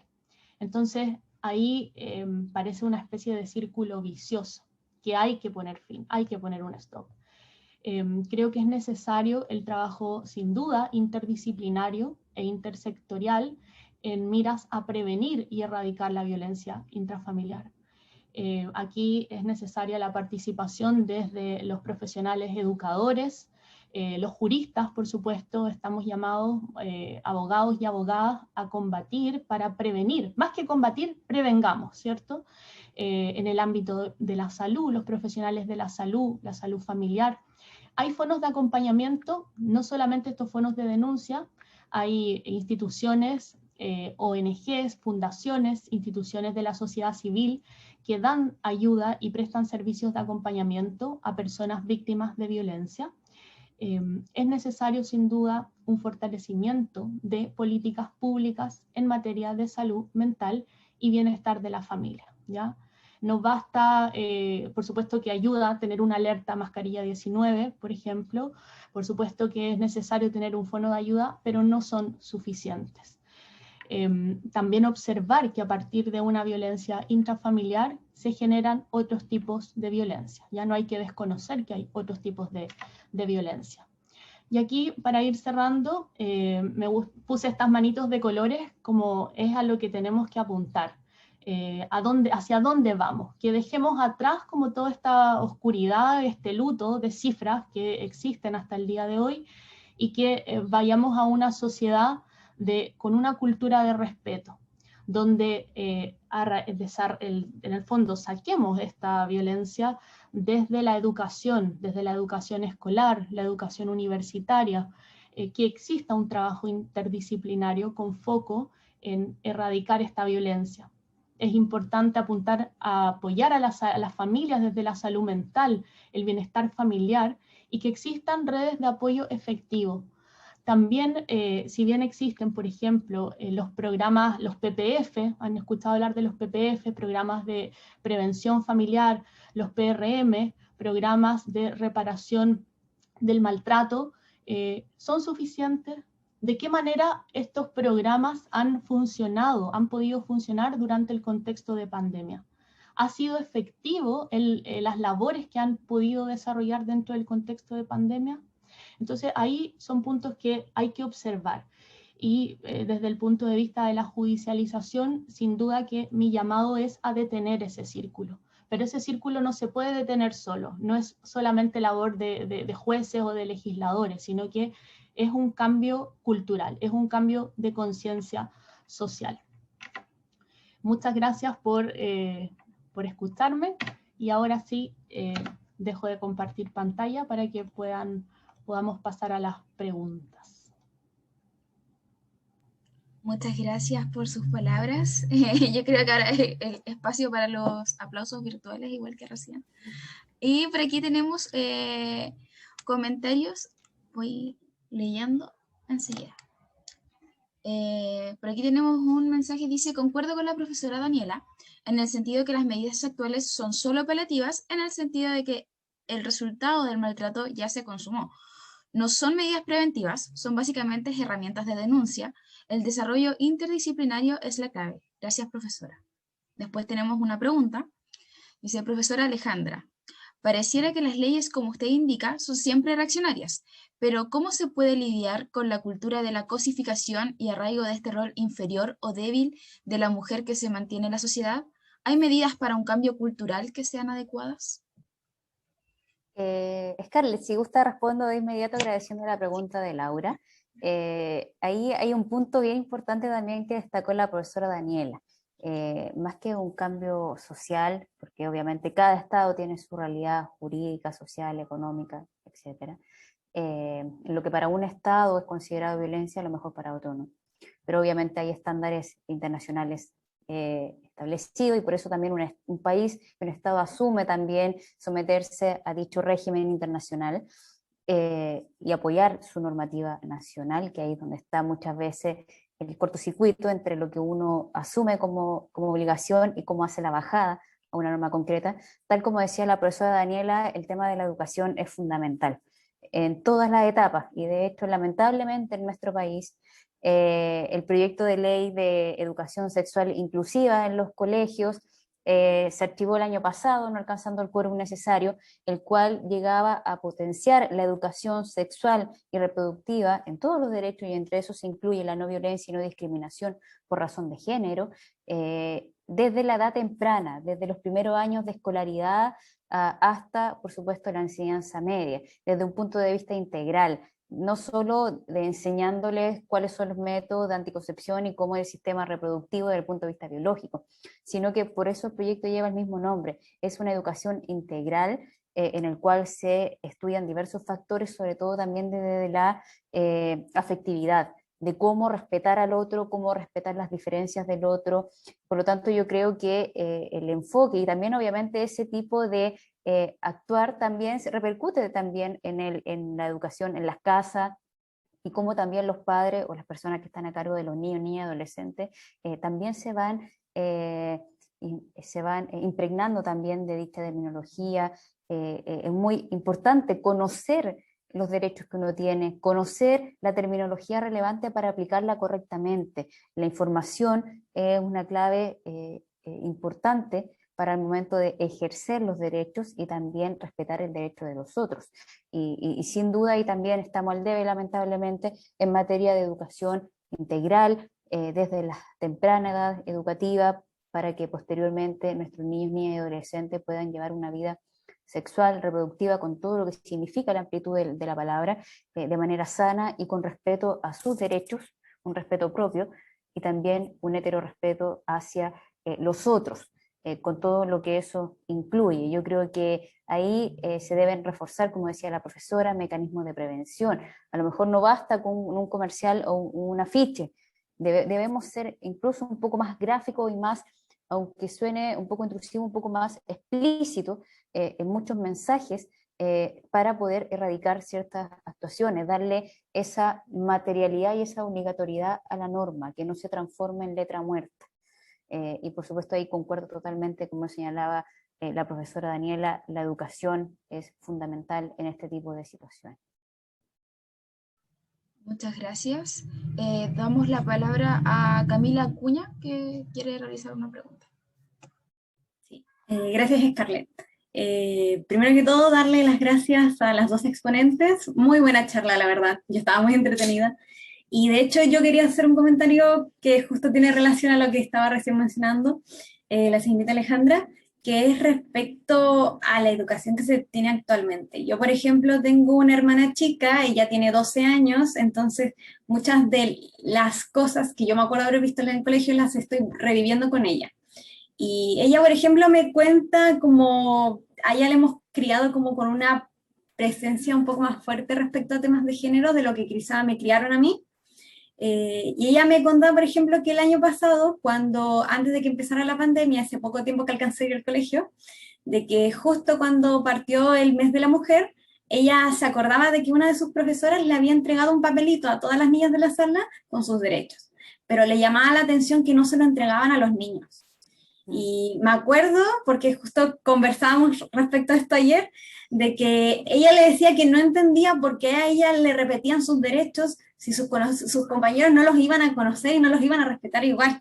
Y que es algo que ella ve ahora mismo, que de a poco están volviendo una semipresencialidad, de que, por ejemplo, me contaba el otro día de que una de sus compañeras llevaba un pañuelo morado, porque la niñita se considera feminista, en la mochila, y uno de sus compañeros se lo escondía. se lo escondía y las compañeras le trataron de explicar el tema a los profesores y ninguno lo ignoró. Entonces, como que ahí va un poco mi tema de la crítica de que yo siento que se habla demasiado respecto a educación sexual y quizás se mete en el mismo saco con el tema de la educación de género, a pesar de que yo siento que deberían tratarse de maneras separadas, porque en el día a día son situaciones que uno vive, o sea, van de la mano, pero que normalmente uno está más expuesto a temas de género, a violencia porque no la violencia siempre tiene que llegar a golpes, pero quizá una violencia social que quizás se abandona un poco respecto en los temas de educación, que por lo menos yo siento que esa sería una manera un poco más efectiva de prevención a estos casos, como tratando de educar mejor a los chicos que como decía recién la profesora, que el tema de hacer afiches o cosas así, porque al final del día los niños son los que después van a crecer y van a o a ser vulnerados o a vulnerar los derechos de los otros. Así que no sé, como quizá como por tratar de hacer un poco más de charla antes de que termine esto, pero en su opinión, como, ¿qué consideran que sería como el método de prevención más fuerte? Porque por lo menos yo me voy un poco más al área de la educación, así siendo franca. Bueno, yo, Camila, agradezco que comparta esta experiencia, que es como un hecho personal, puntual, que le ocurrió a su hermana, y que seguramente no es a la única que le ha sucedido eso. Deben ser muchas estudiantes quienes ven, digamos, la buena intención del establecimiento educacional o de sus profesores de promover esto de los derechos de las mujeres, pero que no tenemos que olvidar que estas campañas tienen que apuntar no solamente a nosotras, a las mujeres, a las niñas, sino que a toda la sociedad. Y también tiene que ir de la mano de poder a los varones, a los hombres, a los estudiantes, también poder ir enseñándoles sobre esto, sobre todo en la etapa de la adolescencia, cuando, como todos sabemos, empiezan a aflorar las hormonas y se empiezan a comportar de ciertas formas inusuales. También es importante ir educándolos a ellos, ¿ya? A todos. O sea, no puede ser solamente el tema de los afiches o de los panfletos, sino que, como yo les señalaba antes, tiene que ser un tema integral. Tiene que haber un apoyo de los docentes, también apoyo de orientadores familiares, tiene que haber apoyo desde el ámbito de la salud sexual, ámbito también de los abogados, de los docentes universitarios. Entonces, tiene que ser en el fondo esto compartido para hombres y mujeres, para la sociedad toda. Y es una integración y una cultura de respeto también a otras personas, como lo mencionó en algún momento la profesora Alejandra, las comunidades, ¿cierto? LGBTI, también tiene que haber un respeto, una cultura de respeto hacia esas personas, ¿ya? A lo mejor Alejandra puede complementar con alguna opinión. Claro, un poco lo que comentaba Camila, un poco para reiterar lo que ya había señalado. Tampoco hay que entender la educación sexual y reproductiva solo desde el punto de vista biológico, sino que eso es lo que propende también la educación. Actualmente está muy asociada a la libertad de enseñanza, se le entrega cierta libertad también, y principalmente se establece que sea de carácter obligatorio en la enseñanza media, y obviamente también va a depender de la enseñanza, de la libertad de enseñanza que cada establecimiento tenga, como la enseña, y también si la hace extensiva a los primeros años de escolaridad. Incluso el proyecto de ley habla de los primeros años a propósito de la etapa parvularia, de cómo el niño empieza a conocerse, a identificar a los adultos, y obviamente a medida que va de la mano con el desarrollo progresivo, este principio que reconoce el derecho internacional, por supuesto ir enseñándole, pero va de la mano no solo con el aparato reproductor, con los mecanismos de evitar el embarazo adolescente, sino que también va con el conocer y conocerse respecto del derecho que tenemos a la identidad, a autopercibirnos de cierta manera, a que tenemos reconocidos también internacionalmente un sexo, un género y una identidad de aquello, que tenemos derecho a una identidad de género, cuando el sexo o el género registral no coincida con lo que nosotros nos autopercibimos.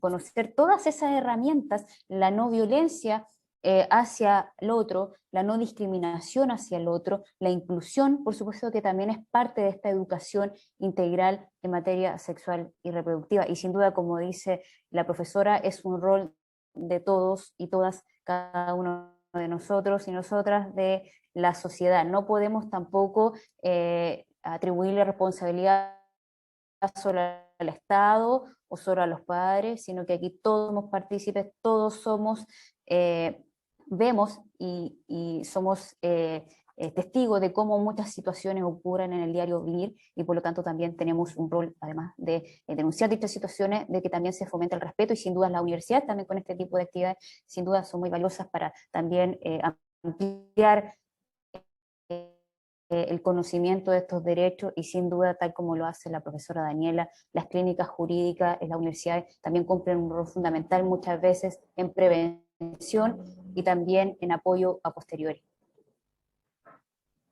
Yo quisiera complementar con algo, bueno, dos cosas. Primero, respecto a lo que señalaba Daniela de estos programas reparatorios, yo desconozco y no sé si habrá ahora actualmente en contexto de pandemia alguna medida para poder agilizar estos ingresos, agilizar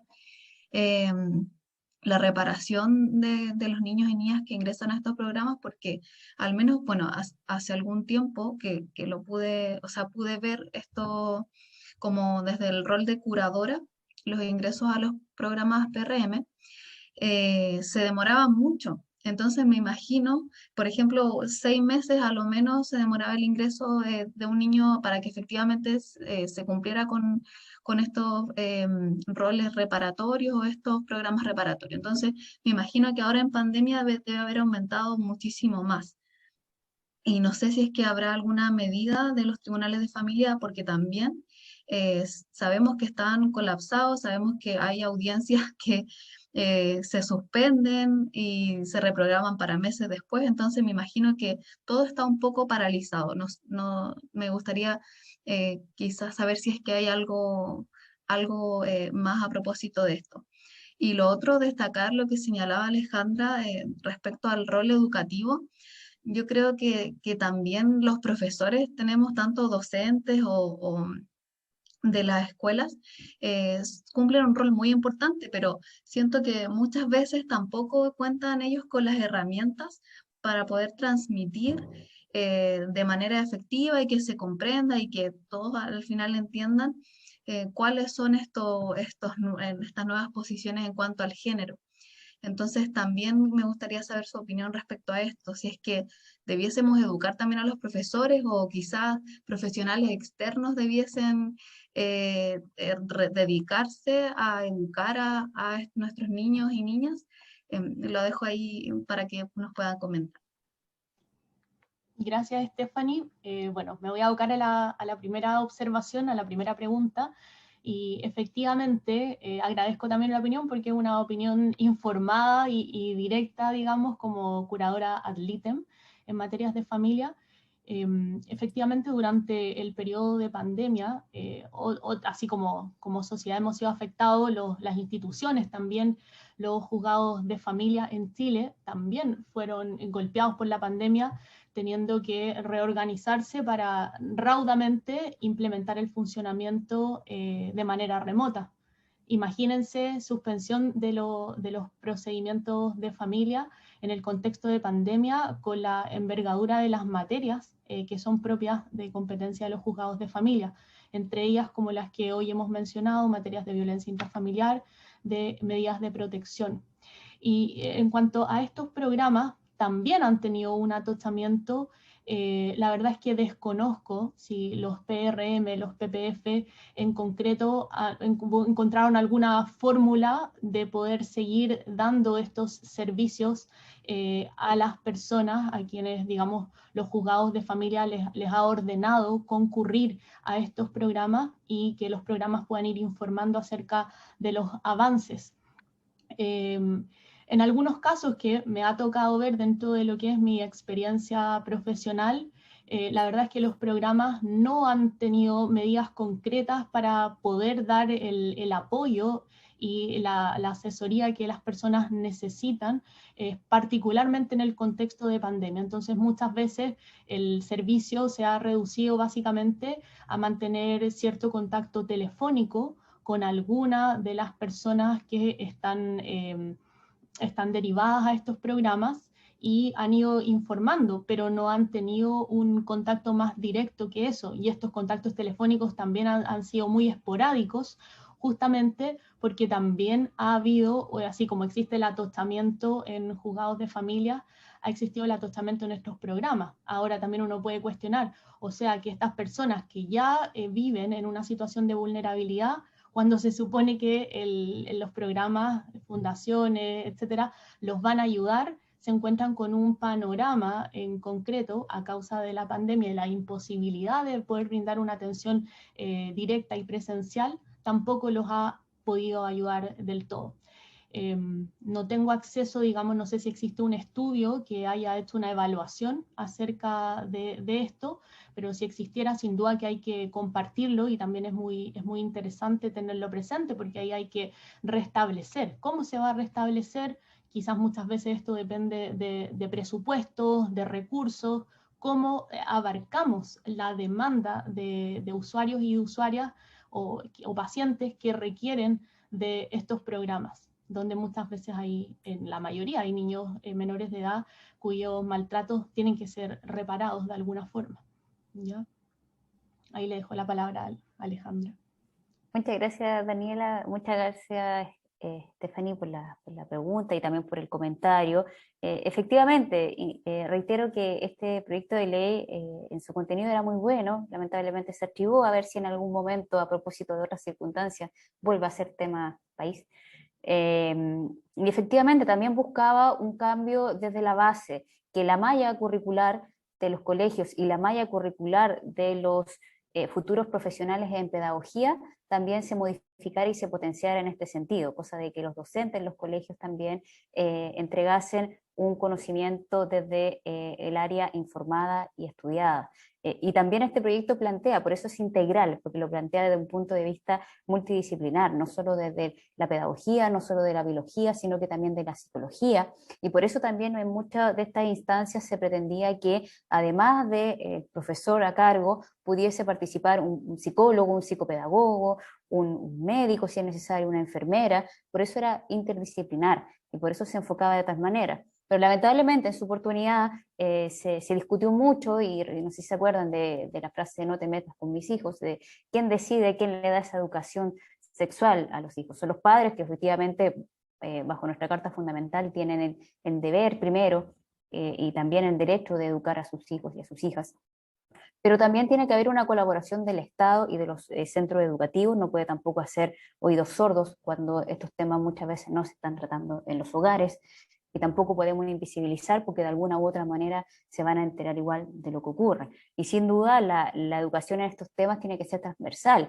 Cuando muchas veces nos toca hacer las clases en la academia judicial, muchas veces funcionarios del Poder Judicial, incluso muchos magistrados, se sorprenden de muchos temas que ellos desconocían en la materia.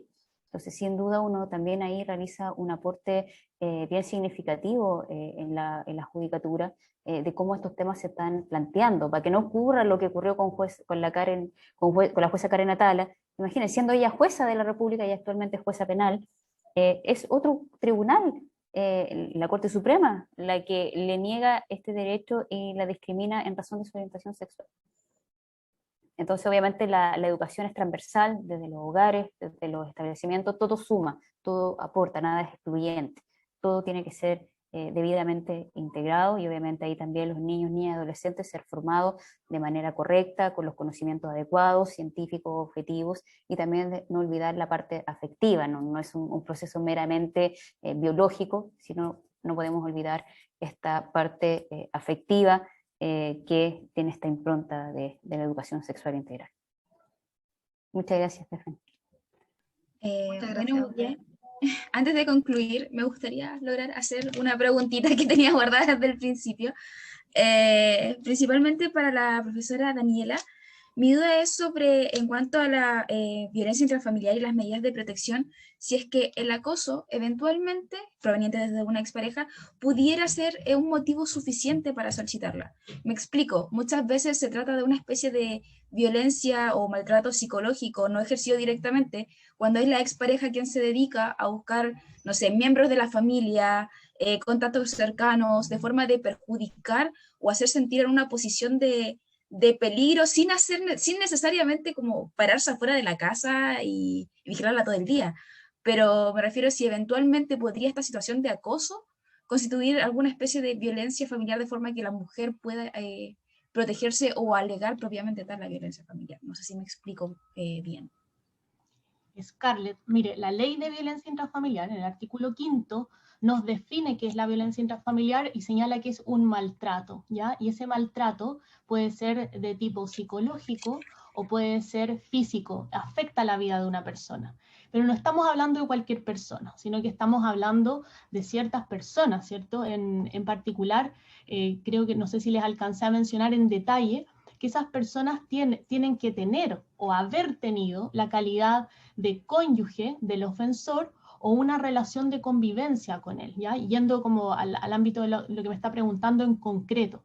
Y también se considera que hay violencia intrafamiliar cuando la conducta, cuando esta conducta de maltrato ocurre entre los padres de un hijo en común, ¿ya? Y aquí es importante porque usted me está hablando de una expareja.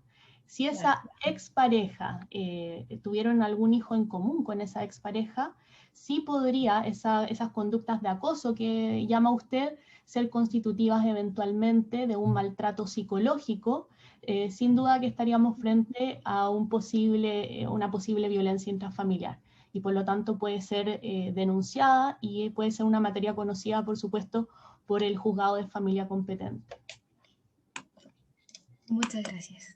Bueno, no sé si hay un comentario complementario en todo caso en el chat respecto a un recurso de nulidad, pero lo dejo ahí para que lo lean, para no, como el conversatorio es grabado, para no exponer ni el root ni el read de la causa. Si no hay, no sé si hay más preguntas por el chat, por micrófono. ¿No? Ok. Entonces, muchas gracias a ambas por su participación nuevamente. Muchas gracias a la profesora Stephanie Merlet nuevamente por la gestión y a la Secretaría de Género y AMED por gestionar todo y lograr que nos pudiéramos reunir en nuestra segunda charla, nuestro segundo ciclo de charlas feministas. Muchas gracias a todos también por su asistencia y damos por finalizada esta reunión. Muchas gracias. Y hasta luego. Muchas gracias a ustedes, a todas ustedes por todo. Muchas gracias. Quiero mandar un saludo a la Clínica Jurídica de la Facultad de Derecho de la UCR. Muy bien, gran labor también en la Clínica Jurídica. Sí, que estén muy bien, que tengan buena tarde. Cuídense. Igualmente también. Hasta luego. Hasta luego. Hasta luego. Hasta luego.